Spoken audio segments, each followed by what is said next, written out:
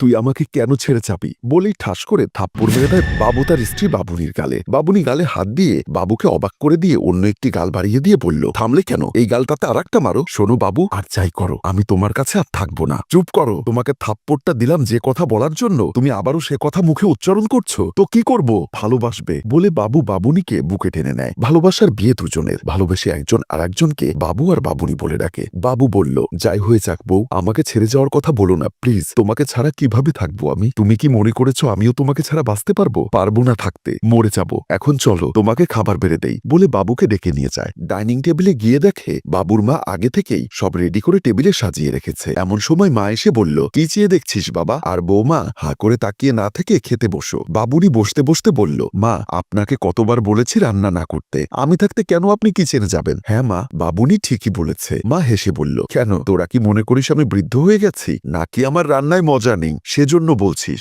বাবু হাত জোর করে বলল, প্লিজ মা এমন করে বলো না, আমি সবসময় তোমার হাতের রান্না মিস করি, তাই তুমি রান্না করলে আমি চুপ থাকি। কিন্তু বাবুনি কি সে কথা শুনতে চায়? আমি জানি বৌমা আমাকে অনেক বেশি ভালোবাসে, কিন্তু তোদেরকে নিয়ে আমার খুব ভয় হয়। তোরা দুজন একটু পরপর কিছু হলেই যেভাবে একজনের সাথে আরেকজন ঝগড়া করিস, তা কিন্তু কোনোদিনও সংসারে শান্তি বয়ে আনে না। দুজনই চুপ করে চেহারা নিচু করে থাকে। বিছানায় অসুস্থ অবস্থায় শুয়ে আছে বাবুনির বাবা মমিন সাহেব। পাশে বসা তার ছোট বোন রেশমি। রেশমি বাবাকে বলল, বাবা আমি কি আমার আপুকে কল দিয়ে আসতে বলবো? আপু যদি তোমার অসুস্থতার কথা শোনে তাহলে কিন্তু আমাকে গালি দিবে। বাবা অন্যরকম একটা হাসি দিয়ে বলল, না রে মা, আমার মেয়েটাকে তুই ফোন করিস না, আমি তো সুস্থ হয়ে যাব। কিন্তু মেয়েটা আমার বিয়ে হওয়ার পরেও এই সংসার আমাকে তোকে চালাচ্ছে। আমি চাই না আমার কারণে আমার মেয়েটা টেনশন করুক। তুই একটা কাজ কর, আমার জন্য একটু লাল চা করে দে। রেশমি আর কিছু না বলে ঠিক আছে বলে উঠে চলে গেল। নিজেদের বেডরুমে দেখা যায় বাবু আর বাবুনি দুজনে শুয়ে আছে। বাবুনি এক পাশ হয়ে শুয়ে আছে। বাবুর তা দেখে মনে দুষ্টু বুদ্ধি ভর করল। বাবু আস্তে আস্তে তার হাতটা বাড়িয়ে দিয়ে বাবুনির বাহুতে হাত রাখতেই বাবুনি হাতটি ছুঁড়ে মারে। বাবু তখন উঠে বসে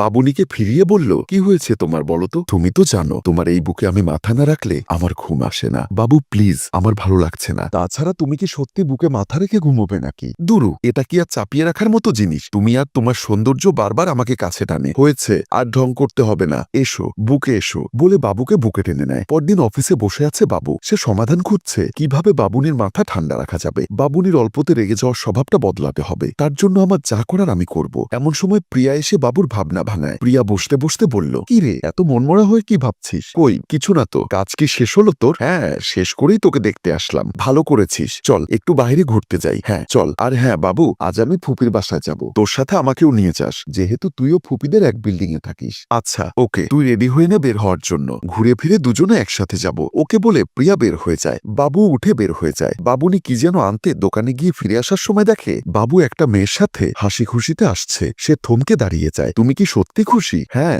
সবচেয়ে বড় কথা হচ্ছে বস যে আজকে বেতনের টাকাটা দিবে ভাবতেই পারিনি। আচ্ছা প্রিয়া, আমার কি মনে হয় জানিস? আমার মনে হয় বস তোকে মনে মনে ভালোবেসে ফেলেছে। আমি সবসময় দেখি বস তোকে অন্য সবার চাইতে বেশি প্রাধান্য দেয়। ধুর কি যে বলিস, আমি সেসব এতটা দেখি না। হলেও হতে পারে। কি তাহলে লুকিয়ে লুকিয়ে এসব চলছে আর আমাকে অস্বীকার করছিস না? সমস্যা নেই, আমি কি এসব অন্য কাউকে বলবো নাকি? তুই তোর মতো চালিয়ে যা। তুইও কম কিসে, দেখতে শুনতে সুন্দরী, ভালো লেখাপড়া, ভালো পজিশন। ও বাবা, হয়েছে তো এবার থাম তো, চল দেরি হয়ে যাবে। আচ্ছা চল, আমার বউটাও রেগে যাবে। তারপর দুজনে হাঁটতে থাকে। বাবুনি বাবুর সাথে মেয়েটিকে হাসি খুশিতে দেখে বেশ রাগান্বিত হয়ে মনে মনে বলল, তাহলে তুমি এটা শুরু করেছো? আজ এসো তুমি বলে সেখান থেকে তাড়াতাড়ি চলে আসে। বাড়িতে আসতেই বাবুনি দরজা খুলে দেয়। বাবু ভেতরে ঢুকতেই রাগী স্বরে বলল, আজকে না আসলেও হতো, বাহিরে কাটিয়ে দিতে। বাবু হাসি মুখে বউয়ের থুতনি ধরে বলল, ও মা, একটু লেট হয়েছে বলে এত রাগ করে থাকতে হয়? বাবুনি হাতটা ঝাড়া দিয়ে বলল, এত ঢং করতে হবে না, তুমি লেট করো বা বাহিরে থেকে যাও, তাতে আমার কি? বলে সেখান থেকে রুমে চলে যায়। বাবুনি ব্যাগ গুছিয়ে বের হতে যাবে, তখনই বাবু বাধা দিয়ে বলল, কি হলো, তুমি কই যাও? আমি এখানে থাকবো না তাই চলে যাচ্ছি। কেন যাবে আর কি হয়েছে সেটা তো বলবে। আমি এমন কি করেছি যে তুমি আমার সাথে খারাপ আচরণ করছো? কেন, তুমি কি জানো না তুমি কি করেছো?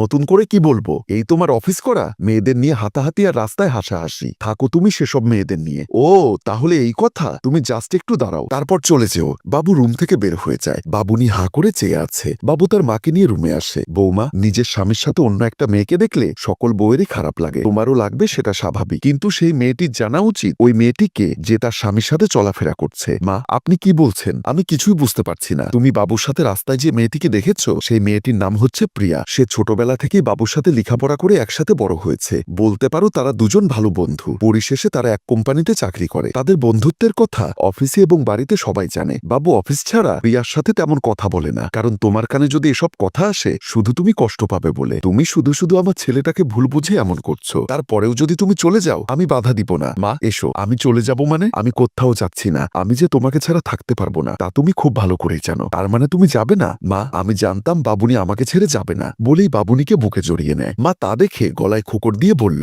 আমি কিন্তু এখানে দাঁড়িয়ে আছি। তারা দুজন দুজনকে ছেড়ে লজ্জা পেয়ে হাসতে থাকে। আর সুন্দর মুহূর্ত দেখিয়ে আমাদের গল্প এখানেই শেষ হয়। সম্মানিত ভিউয়ার্স, স্বামী স্ত্রীর সম্পর্ক হতে হবে মোমবাতি ও সুতোর মতো। একজন জ্বললে আরেকজন হজম করবে। সুখী হোক সকলের পরিবার, আনন্দ বয়ে যাক ঘরে ঘরে। গল্পটির ভাবনায় হাশেম রাজু, পরিচালনায় এইচ.এম. কানন ও চিত্রগ্রহণ মোস্তফা। গল্পটি ভালো লাগলে লাইক, কমেন্ট ও শেয়ার করে অন্যকে দেখার সুযোগ করে দিন। ধন্যবাদ।